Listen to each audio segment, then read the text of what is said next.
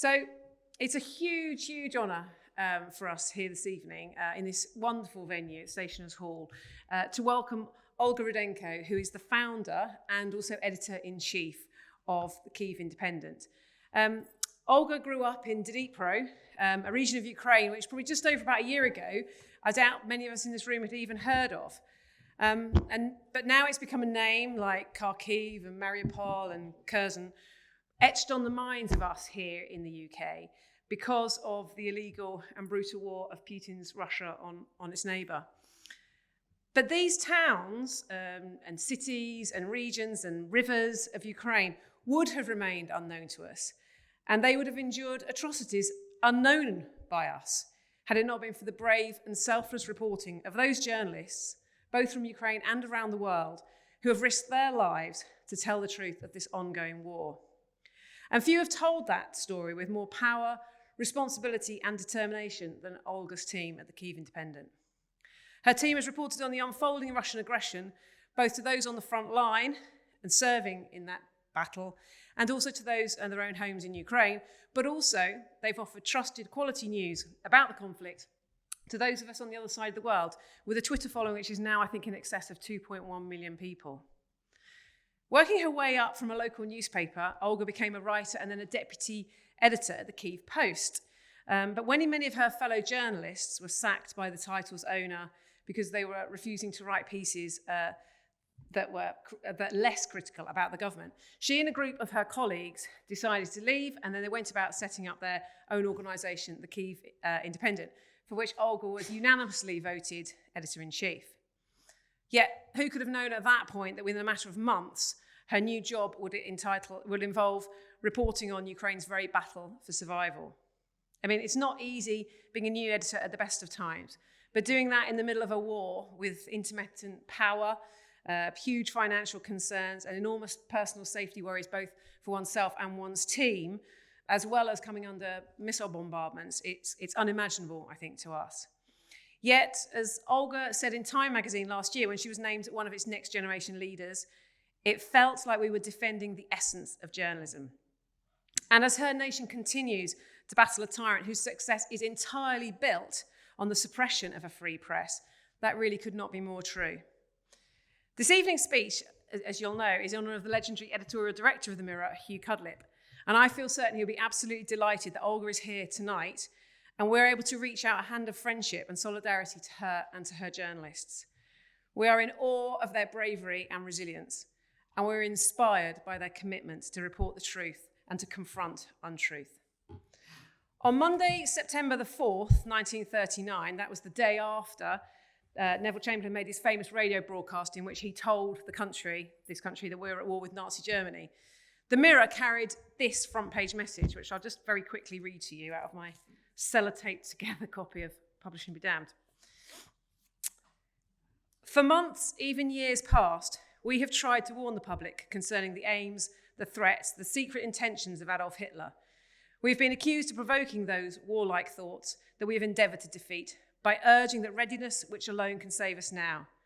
But we now forget these dissensions. Today and henceforward, until the end, endure. For Olga and her colleagues, her family, her friends, and her fellow citizens, the time to endure remains. And for that, we send them, as fellow journalists, our support, our admiration, and our love. Olga, over to you.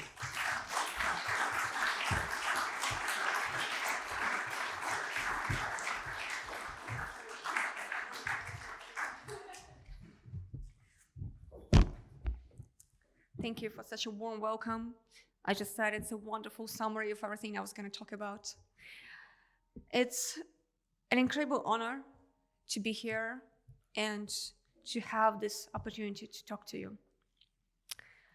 I realized that this lecture has been given in the past by native English speakers, and today is going to be different, but I'll do my best. I also know that this lecture has been presented in the past by editors from the BBC, the Financial Times, and other legacy newspapers that some of them are 100 years old.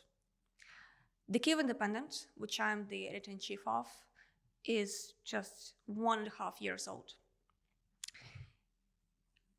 We publish only in English, and we are the world's eyes in Ukraine and Ukraine's voice in the world. And today, I would like to talk to you about the choices we make as journalists in challenging times and how these choices shape who we are. The choice number one that I wanted to tell you about is how the Kyiv Independent came to be. The Kyiv Independent was born out of a crisis, and it wasn't the Russian invasion. Let me take you back a year and a half. It's 2021. Ukrainian media landscape is very different from what you know here. It's pretty diverse, and not all of it is free. There's a handful of free independent newsrooms that are usually funded by grants from Western donors, but the market is largely dominated by the media owned by Ukrainian oligarchs. The television is theirs. The television is completely theirs. And amid all this, there's one very unusual newsroom working in the heart of Kyiv. It's a weekly newspaper. It's published in English, and it's called the Kyiv Post. It's independent. It's very critical of the government. And it sort of gets away with it, but barely. One prosecutor general is especially unhappy with their coverage of her work.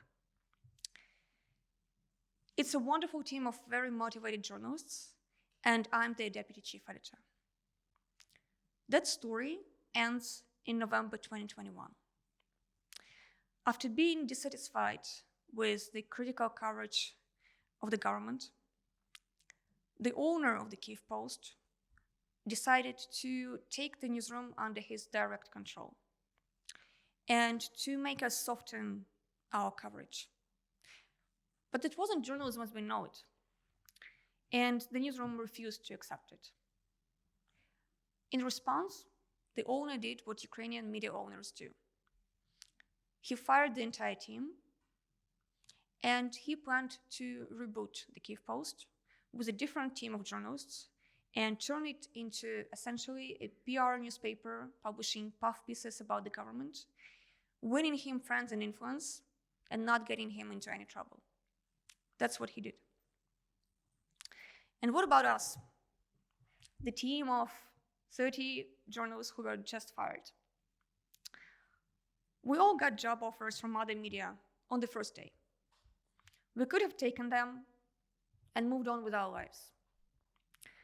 But walking away like that just didn't feel right. It felt like accepting defeat. Think about it. We are this team of very young journalists. And by saying very young, I mean I'm 34 and I'm one of the oldest ones.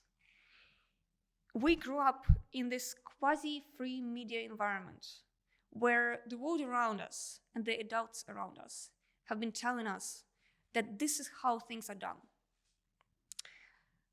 That rich owners say what gets published in the media and what doesn't.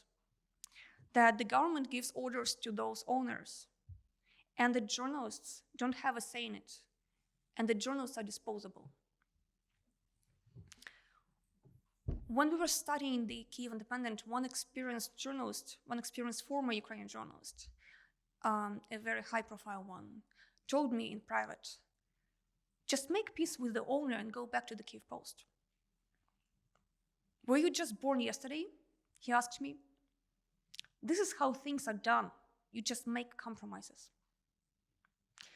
Well, fortunately, we were young and angry enough to refuse to accept that. We didn't want compromises.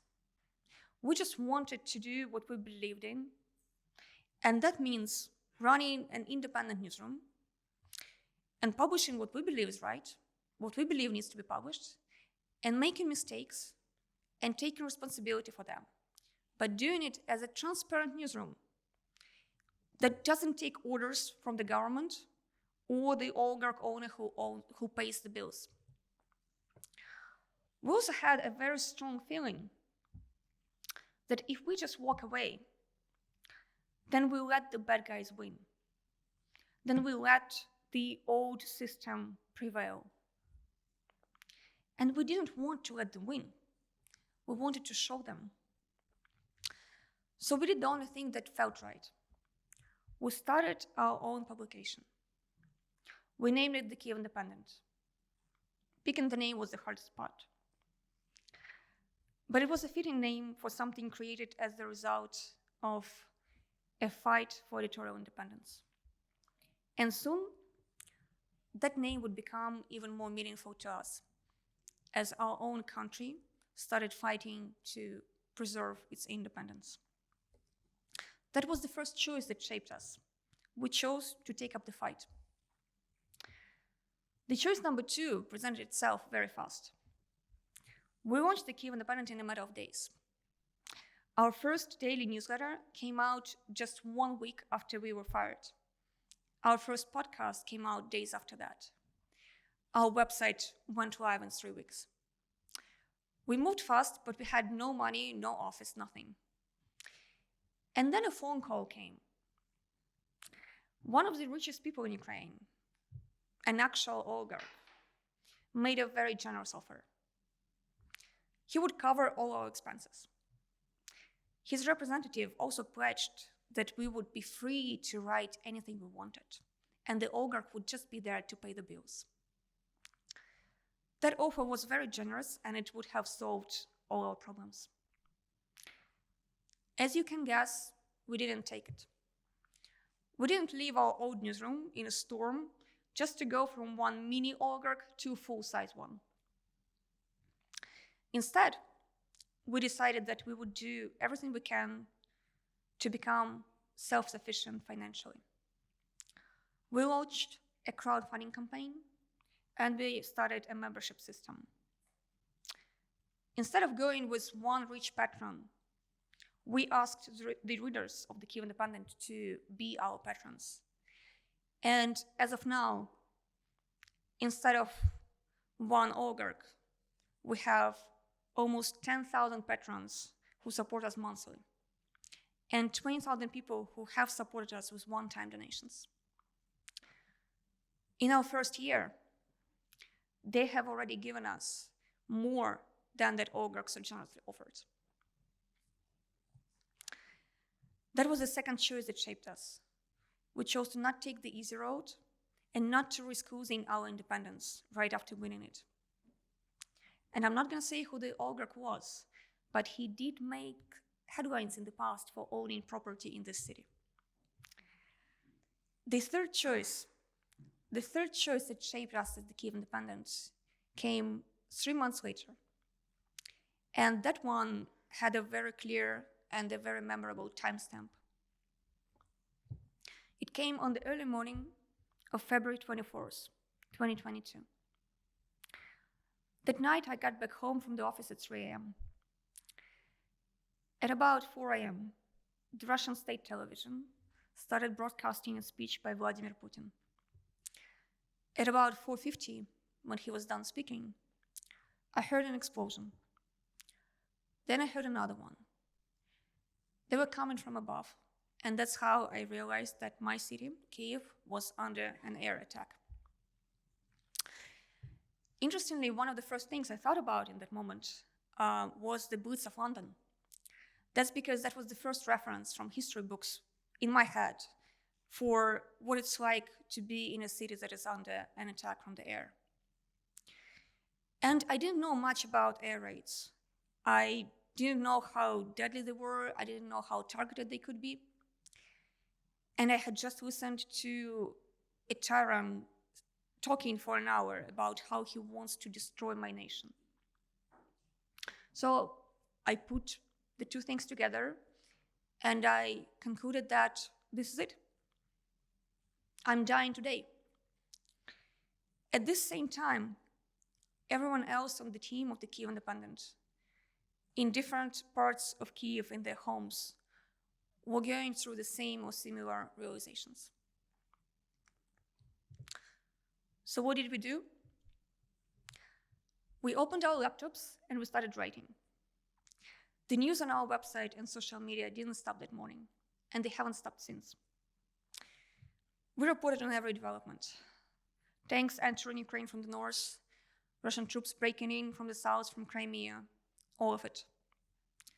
I have recently read through the history of our work chats for that morning, and I was astonished, because there it was, a group of these young journalists sitting in the city under attack and talking about things like who is sharing which story on social media and who is going to update the newsletter that was already scheduled to be sent out that morning.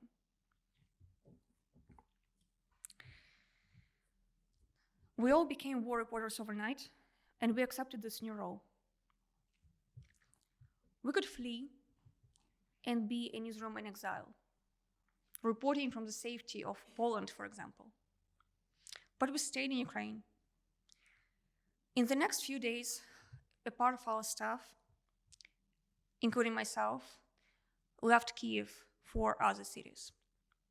A few stayed in Kyiv. We were dispersed around the country, and that way, if Russians were to hit one city or even to occupy it, we knew that the Kyiv independent would survive. Soon, thanks to the incredible bravery and sacrifices of Ukraine's armed forces, we were able to all return to Kyiv. Since then, we went through numerous air attacks and through a very dark winter of constant blackouts as Russia threw all of its efforts at targeting Ukraine's energy grid. We made it work. We learned to live on 2 hours of electricity a day. We've learned to hold our editorial meetings in candlelight. And we've drunk a lot of hot tea that winter. And we made it through. My colleagues have been going to the front line and to liberated territories all the time, risking their lives, risking their health and their mental health, to tell the world the real stories from the ground in Ukraine. We don't have the same resources that many of our colleagues from international media have. We don't work in big crews that has security details and fixers and drivers. When the Kyiv Independent goes to the front line, it's often just one journalist with a camera. There is never an assignment to go to the front line. Our journalists volunteer to do it. For most of them, it's their first experience of war reporting. They had to learn as they go. Unlike our foreign colleagues, we don't have the luxury of coming to Ukraine for a reporting trip for a week or two and then going back home to safety. This is our home. We're all living the story as we are reporting it. The bravery and dedication of my journalists is something that keeps me going every day. And it all has yielded results. Our nonstop news coverage coming from Ukraine gathers the attention of the world. In the first weeks of the invasion, our Twitter went from just 30,000 followers to over 2 million. We went from a little-known media startup to one of the most successful and influential media outlets in the region. That was the third important choice we made. We chose to stay in Ukraine and to report on the war at our home. Looking back, I'm particularly proud of one decision we made on the first day of the full-scale war. That decision is our main headline of the day. That morning, of course, every publication around the world reported about Russia attacking Ukraine. But they did it in very different words. A lot of them did it in the words of Vladimir Putin. When Putin announced the invasion, he tried to present it as an operation, a special military operation, to protect Russia from the possible aggression of Ukraine and, by extent, of the Western world. I regret to say that most Western publications reported it that morning using the words that the dictator offered them. The headlines on the main news sites across the world said, "Putin announces special military operation against Ukraine." Now, we talk a lot about the role that disinformation plays in Russia's war. That headline was Russia's disinformation first victory. Because what is a special military operation? Do we now allow anyone to just invent words?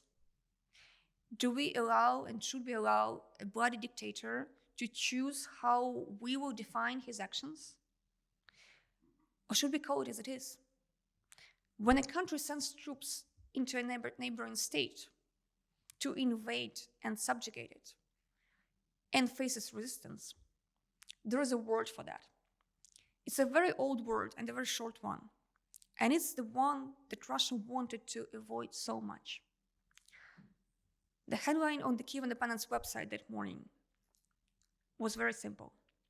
It said, "Putin declares war on Ukraine." Calling it a war was a bold choice even for us, because that morning no one else was doing it. I'm proud that we went for it and called it what it is. The battle against disinformation can sometimes seem hopeless, but I think that morning we won one round.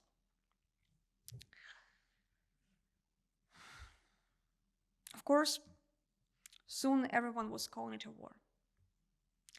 But those headlines of that morning, they are still there on the internet, you can find them. And perhaps it's a good thing that they're there, because they are reminding us that we must not allow dictators, or anyone else for that matter, to choose our words for us. That lesson has not been learned yet. Last year, Russia pretended to hold so-called referendums in the occupied territories in Ukraine. It was asking locals, Ukrainians, to vote on whether they want to be part of Russia. And of course, Russia reported that locals overwhelmingly voted in favor of Russia. That whole thing was an attempt of the Kremlin to solidify its claim on the invaded territories, on the recently invaded territories, as Ukraine was conducting counteroffensives. And again, some Western media outlets reported about these referendums as if they were the real thing. From their headlines, you would never know that it's a sham vote held at gunpoint. That was a huge win for Russian propaganda and for disinformation in general. Employees in one news agency told me off the record that their editors think that calling those sham referendums would mean, quote, to take the side of Ukraine, and therefore to disrupt the balance in the reporting. As journalists, we are taught to maintain balance, to have both sides of the story. But if watching the global reporting about the war in Ukraine taught me one thing, it's that thoughtlessly following that rule is irresponsible and even dangerous. What it does, it leads to you as a reporter presenting to your readers two sides of the story, where one side comes from something that you've seen, you've witnessed with your own eyes in Ukraine, and the other side is what the Russian government tells you that you witnessed. So it's facts equalized with propaganda. It's a fake balance. And if you're presenting it to your readers as two sides of the story, you're failing them. A war can't be reported on as a sports game. It's not Russia does this, Ukraine responds with that, let's see who wins. It's a tragic and a very black and white attack on the current world order. It's not just Ukraine that is under attack. Everything that your readers hold dear, their freedoms and liberties, democracy, the connected world, a peaceful life, all of it is under attack in this very second. Because yes, it's the cities of Ukraine that are hit with bombs, but it's the values of the free world that are their real target. And it's not a sports game. It's a survival battle. This is why we at the Kyiv Independent have been taking a stance in these matters. We have dedicated our editorials to the matter of disinformation and the way Ukraine's war is reported on globally. We have called out the Western reporting of the referendums in Ukraine. And we stood up to the New York Times, who wrote in their own editorial last year that Ukraine must make concessions and surrender some of its territories to Russia to stop the war. That editorial was published in May last year, just over a month after the town of Bucha near Kyiv was liberated. And we've seen for the first time what Russians do to Ukrainians in the occupied territories. By suggesting to give up land to Russia, the New York Times editorial was effectively suggesting that we sentence our people to torture and death. We stood up to that and replied with our own editorial, setting the record straight. It won us a lot of praise, and it felt good to be able to do it. And that was another choice that made us who we are. We chose to take a stance. We chose to always call things what they are and demand that others do it. To not just report about what's happening in Ukraine, but to use our voice to educate the world about Ukraine, about Russia, and to talk about things like disinformation and the mistakes in global reporting of the war. The other choice, one of the most important ones and painful ones, came in the middle of last year. And it really put our principles to test. Last summer, one of our reporters came to me and said that she has sources telling her about misconduct and abuse in one unit of the Ukrainian military, and that she wants to turn it into an investigative story. At that time, there were no reports in Ukrainian media criticizing the government, or let alone criticizing the military. We were all in a survival mode as a nation, and it felt like all of us being in one boat. Running that story meant to disrupt that state. Besides that, we had to consider who our audience was. We publish in English. Our readers are abroad. Among them are many decision makers. Publishing an expose about anyone in the Ukrainian military could tarnish the heroic image of Ukraine and even cost us some of the Western support that we need to win the war. Were we ready to risk that? We also knew that by running the story, we could be feeding Russian propaganda with material to use against Ukraine. And we knew we could face consequences from our own government. We could be publicly branded traitors. We could face a criminal case. After all, Ukraine lives under martial law, and our story could be seen as hurting national security. And the cherry on top, reporters doing the story would be in a physical threat. At the center of the story was a former Polish gangster wanted in Poland, who somehow became one of the commanders of the International Legion. That's the unit in the Ukrainian military that the story was centered around. That's a special unit for foreigners who volunteered to fight to defend Ukraine. That wasn't an easy choice to make. We ran the story. The story came out on August 17th. It was titled Suicide Missions, Abuse, Physical Threats. International Legion Fighters Speak Out Against Leadership's Misconduct. 3 months later, we published the second part with even more serious allegations. This time, our sources told us that weapons were going missing. We chose to do it because we deeply believed it was the right thing to do. We are patriots of our country, and we think that shedding light on any misconduct anywhere, especially in the military while there is war, is not hurting Ukraine, but it's helping it. I know that we were judged for this choice, even by some of our colleagues in other Ukrainian media. I understand them. I know that many Ukrainian journalists are struggling with self-censorship, thinking that they don't have the right to write stories criticizing the government because that would harm Ukraine, and that all those stories need to be on hold until the war is won. I know that our government, being a government, would love for all of us to think that.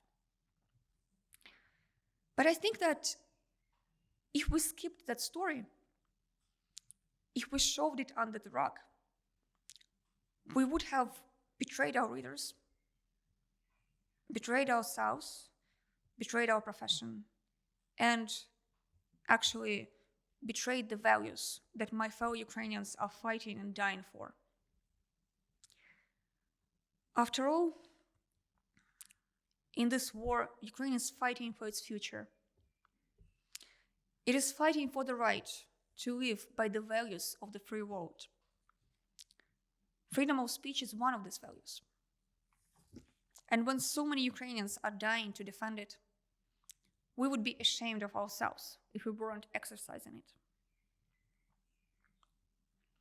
Publishing this story, this investigation, was a test of our editorial independence and devotion to the public's interest. We believed that we passed it with dignity. That choice was one of the most important ones we've made. Finally, there is one last choice that is defining who we are. And we are making it every day. It's the choice to carry on.